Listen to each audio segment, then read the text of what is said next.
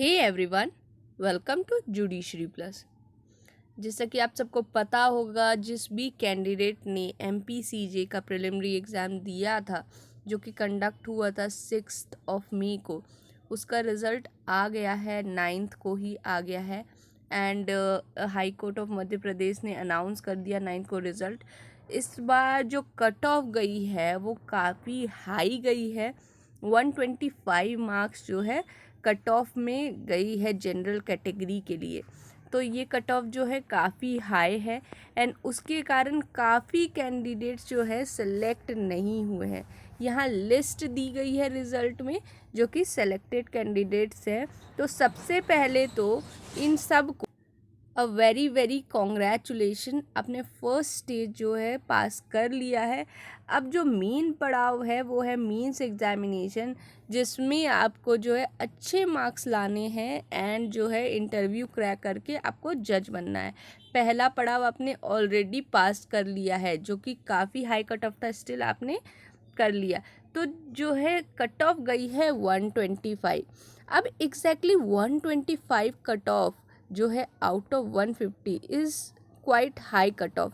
तो रीज़न क्या है कि इतना हाई कट ऑफ गया? इतने हाई कट ऑफ जाने का मेजर रीज़न तो दो रीज़न है। सबसे पहला रीज़न कि सेंटर्स जो थे एमपी के वो आउट ऑफ एमपी थे, तो जो अटेंडेंस काफ़ी हाई थी, क्योंकि जो जिनके होम टाउन में है एग्ज़ाम सेंटर या पास में है वो लोग जाकर दे दिए, अपीयर हो गए, तो उनकी इसलिए जो अटेंडेंस थी वो काफ़ी हाई थी। दूसरा, पेपर का जो लेवल था वो लास्ट टर्म के को देखा जाए तो इजी था। जैसे छत्तीसगढ़ का पैटर्न होता है उस पैटर्न पे पेपर सेट किया गया था और काफ़ी इजी था। तो क्वेश्चंस काफ़ी इजी आए थे, बच्चों ने काफ़ी इजीली अटेम्प्ट कर लिया, समय से पहले अपना पेपर कंप्लीट करके वो बैठ गए थे। तो पेपर का पैटर्न काफ़ी इजी था और अटेंडेंस भी हाई था। तो ये दो मेजॉरिटी ऑफ रीज़न है, और भी छोटे छोटे रीज़न्स हैं, लेकिन मेजॉरिटी ऑफ रीज़न, बड़ा रीज़न जो है ये दोनों रीज़न है जिसके कारण कट ऑफ हाई गई है। अब ये तो हो गई हाई कट ऑफ की बात। अब इस वीडियो में हम बेसिकली डिस्कस ये करने वाले हैं कि जिस कैंडिडेट का सिलेक्शन नहीं हुआ है वो अब क्या करेंगे। तो जिनका सिलेक्शन हो गया है, सबसे पहले मैं उनको बोल दूं कि आपने ऑलरेडी मेंस का एग्ज़ाम की तैयारी करनी शुरू कर दी होगी, क्योंकि आपने मार्क्स अपने ऑलरेडी मैच करे होंगे। तो मेंस के एग्ज़ाम की तैयारी आप जारी रखिए। और जो कैंडिडेट्स 1-2 नंबर से मिस हो गए ना, आप भी अपनी मेंस की तैयारी जो है जारी रखिए। जैसे लास्ट टाइम में हुआ था, अगर कोई रिट लगती है, कुछ भी होता है क्वेश्चंस को लेके, जो भी क्वेश्चंस में डाउट है यहाँ आप देख सकते हैं, तो जो भी रिट विट लगती है इसके कारण अगर रिज़ल्ट हो आएगा, बाद में डिलेड रिज़ल्ट आएगा, तो आपको ज़्यादा समय नहीं दिया जाएगा। लास्ट ईयर जो है इसका एग्जाम्पल है, विद इन 1 मंथ ये कंडक्ट करा देंगे, फिर आपके लिए कोई बेनिफिशियल नहीं होगा ये रिट लगने का, आपका क्लियर नहीं होगा। अगर आपको क्लियर करना है तो आज से ही आप ऐसे पढ़िए जैसे आपका सिलेक्शन हो गया है और ये वेस्ट नहीं होने वाला है। अगर नहीं भी होता है तो अगले बार ये काम में आ जाएगा। आपने डिसाइड कर लिया है जज बनना है तो फिर ये तो कभी काम में आ ही जाएगा, आज नहीं तो कल। तो अगर रिट लगता है और अगर आपने पढ़ाई जारी रखी होती है तो ये बहुत ही ज़्यादा बेनिफिशियल हो जाएगा आपके लिए, और आपके चांसेस जो है क्लियर करने के मेंस एग्जामिनेशन वो काफ़ी हाई हो जाएंगे।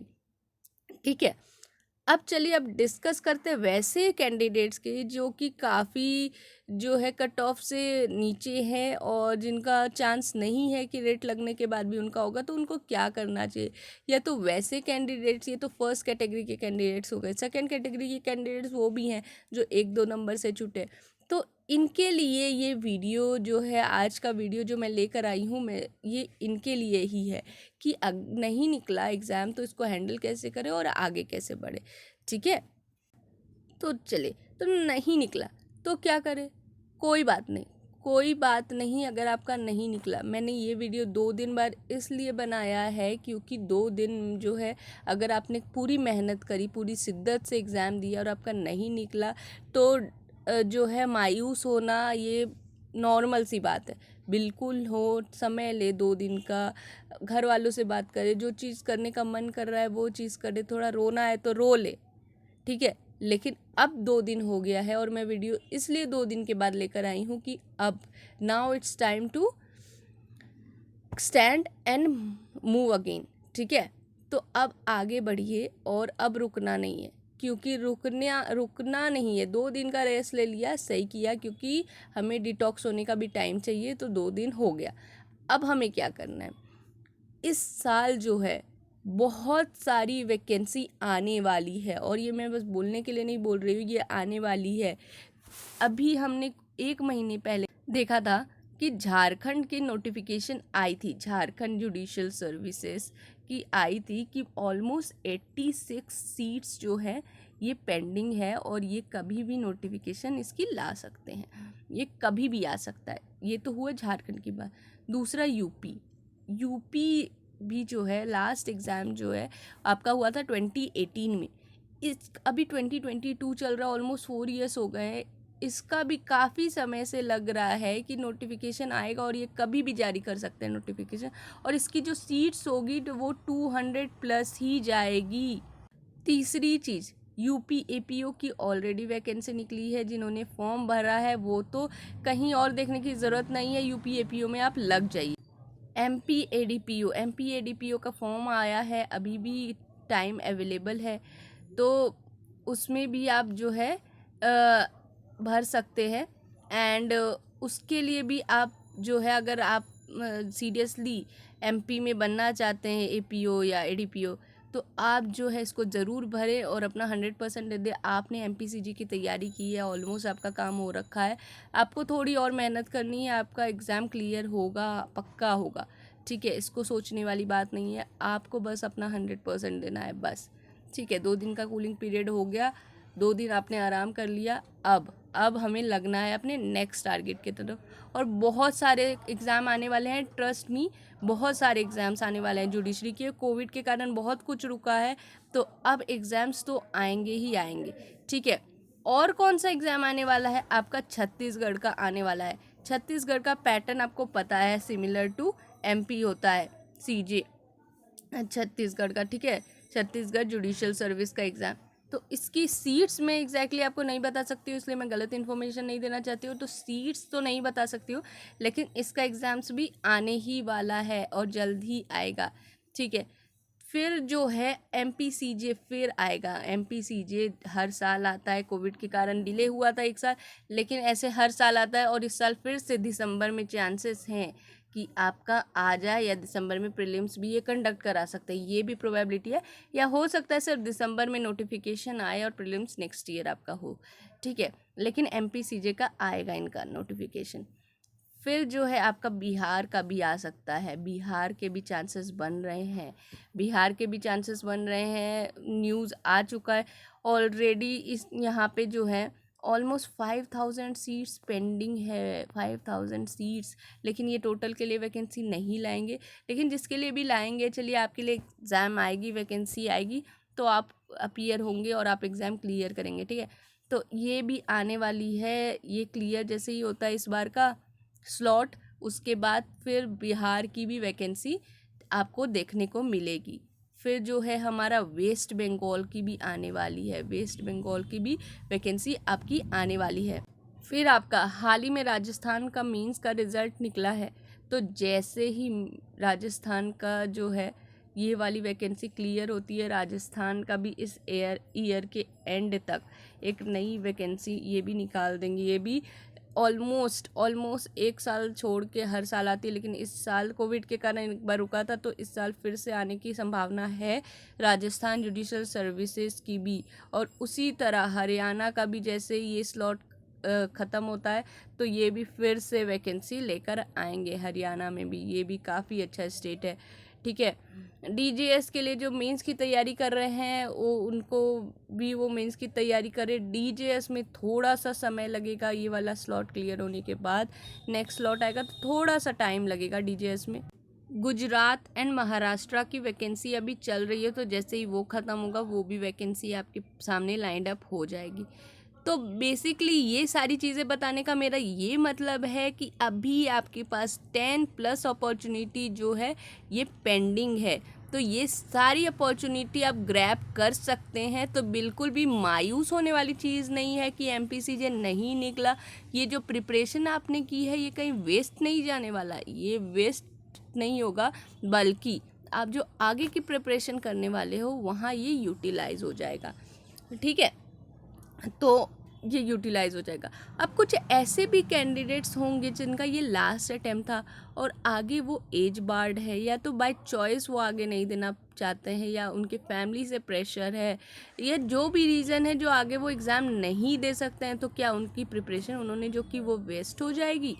नहीं, आपकी प्रिपरेशन वेस्ट नहीं होगी। बहुत सारे अल्टरनेट करियर ऑप्शन हैं जो आप चूज़ कर सकते हैं, जो कि फर्स्ट ऑफ ऑल है एजुकेशन। आप एजुकेशन में जा सकते हो, आप कोचिंग इंस्टीट्यूट ज्वाइन कर सकते हो, आप अपनी कोचिंग इंस्टीट्यूट खोल सकते हो। दूसरी जो है असिस्टेंट प्रोफेसर की जॉब काफ़ी अच्छी होती है। अगर आपने LLM कर लिया है और नेट क्वालिफाई किया है तो आप असिस्टेंट प्रोफेसर भी बन सकते हैं। तीसरी जो अपॉर्चुनिटी है, काफ़ी सारी गवर्नमेंट जॉब्स दूसरे जो PSUs होते हैं वहाँ से निकलती रहती है। SEBI grade a legal officer की जॉब जो है ऑलमोस्ट हर ईयर निकलती रहती है। तो ये सब चीज़ें भी आप दे सकते हैं। और अगर आप जॉब करना चाहते हो आप साथ साथ भी प्रिपरेशन कर सकते हैं, क्योंकि आपकी प्रिपरेशन ऑलमोस्ट जो है हो रखी है। तो अगर आप साथ साथ भी करेंगे तो आप साथ साथ भी क्रैक कर सकते हैं। लोग साथ साथ IAS ऑफिसर्स बनते हैं जॉब के साथ साथ। ऐसा नहीं है कि अगर हम जॉब कर रहे हैं तो जॉब करते करते हम प्रिपरेशन नहीं कर सकते। आप बिल्कुल कर सकते हो। जो आपको ज़रूरत है वो है डिसिप्लिन की, कंसिस्टेंसी की, कि आपको इतने टाइम पढ़ना है, इफ़ेक्टिवली पढ़ना है, और आप रोज़ पढ़ोगे तो कोई नहीं रोक सकता है। भले आप जॉब क्यों ना कर रहे हो, जॉब करते करते भी लोग एग्ज़ाम निकालते हैं, इसमें कोई बड़ी बात नहीं है। आप पहले नहीं हो जिनकी मजबूरी है, बहुत लोग होते हैं। ठीक है, तो आप भी कर सकते हैं, कोई दिक्कत वाली बात नहीं है कि जॉब करनी है तो अब हम प्रिपरेशन ही नहीं कर सकते हैं। प्लस पॉइंट आपके पास ये है कि आपको ज़ीरो से स्टार्ट नहीं करना। आप ऑलरेडी तैयारी कर चुके हो, एग्ज़ाम दे चुके हो, तो आप जो है प्लस में ही कहीं हो। अपनी लेवल के हिसाब से आप अपना देख लो कि आप कहाँ हो, लेकिन आप ज़ीरो पे तो बिल्कुल भी नहीं हो जिन्होंने तैयारी स्टार्ट ही नहीं की है। ठीक है, तो आप बिल्कुल एक अपर पोजीशन पे हो, तो आप जॉब के साथ भी कर सकते हो, कोई प्रॉब्लम नहीं। बिल्कुल मैं कह रही हूँ कि कोई प्रॉब्लम नहीं है, आप आराम से कर सकते हो। ठीक है, तो इस चीज़ को सोच के दिमाग में मत बैठाना कि एग्ज़ाम अब जॉब करूँगा या जॉब करूँगी तो फिर एग्ज़ाम्स कैसे दूँगी, अब तो छूट जाएगा हमारा प्रिपरेशन। ये सब सोचने वाली बात बिल्कुल भी नहीं है। दूसरी बात ये भी नहीं सोचना है कि मेरे फ्रेंड्स का हो गया, मेरा नहीं हुआ, मेरी किस्मत ख़राब है। किस्मत को दोष नहीं देना है, क्योंकि वो आपके हाथ में नहीं है, वो आप बदल नहीं सकते। आपके हाथ में बस मेहनत करना है और आप वही करोगे। ये सब सोच के अपने अंदर नेगेटिविटी बिल्कुल नहीं लाना है, क्योंकि नेगेटिविटी जहाँ आएगी आपकी प्रिपरेशन ऐसे ही स्लो डाउन हो जाएगी और हम ये रिस्क नहीं ले सकते हैं। इसलिए मेरा इस वीडियो का मकसद यही था कि मैं आपको आगे की सारी अपॉर्चुनिटी बताऊं कि आगे कितनी judicial service examination lined up है, और इसके एडिशन में दूसरे जो लॉ ऑफिसर्स के एग्ज़ाम्स होते हैं, जो जैसे मैंने आपको बोला सेबी ग्रेड ए का एग्ज़ाम होता है, दूसरा जो है आपका बैंकिंग का एग्ज़ाम होता है। ये सारे एग्ज़ाम्स में भी आप अपीयर हो सकते हो और उनका भी पे स्केल काफ़ी अच्छा है, रिप्यूटेड जॉब है। तो ये सारी चीज़ों में भी सिलेबस ऑलमोस्ट सेम होता है, थोड़ी बहुत अलग चीज़ें पढ़नी पड़ती हैं। तो आप लॉयर्स हो, आप कर ही सकते हो ये चीज़। तो जो है और भी सारी अपॉर्चुनिटी जो है आप एक्सप्लोर कर सकते हैं। तो बिल्कुल मायूस ना हो, एक चीज़ जाने से ज़िंदगी ख़त्म नहीं होती है। 2 दिन का रेस्ट कर लिया आपने, अब फिर फुल एनर्जी से आगे बढ़िए और फिर से प्रिपरेशन में लग जाइए। यूपी का APO जिसने भी भरा है उसके लिए, MP ADPO जो भरना चाहते हैं उसके लिए, सब जो है प्रिपरेशन करने में लग जाइए, क्योंकि अब डिले नहीं होने वाला है। कोविड-19 की वजह से तो बिल्कुल भी एग्ज़ाम डिले नहीं होगा, ना ही नोटिफिकेशन में डिले होगा। किसी पॉलिटिकल रीजंस के कारण होता है तो वो अलग बात है, बट और कोई रीज़न से, कोविड-19 के रीज़न से तो नहीं होगा। ये मैं आपको एश्योरिटी देती हूँ यहाँ पे। ठीक है, so I hope this session is helpful for you, और आपको अब समझ में आया होगा कि आपके लिए कितनी सारी अपॉर्चुनिटी हैं। तो बिल्कुल भी टाइम वेस्ट करने की अब आपको ज़रूरत नहीं है। 2 दिन आपने रेस्ट कर लिया, जो कि आपको ज़रूरत भी थी डिटॉक्स करने के लिए आपको। तो अब जो है, अब आप जो है फिर से इस जंग में उतरेंगे और फिर से उसी तेज़ी से, उसी उत्साह के साथ इस एग्ज़ाम को क्रैक करने में जुट जाएंगे। तो मुझे कमेंट सेक्शन में कमेंट करके ज़रूर बताइएगा कि आप लोगों ने फिर से उसी मेहनत के साथ, उसी जुनून के साथ तैयारी करने के लिए कितने लोगों ने सोचा है। तो आज के लिए हम ये सेशन यहीं समाप्त करते हैं। So this is all by my side, this is advocate twinkle Jha signing off today session. Thank you.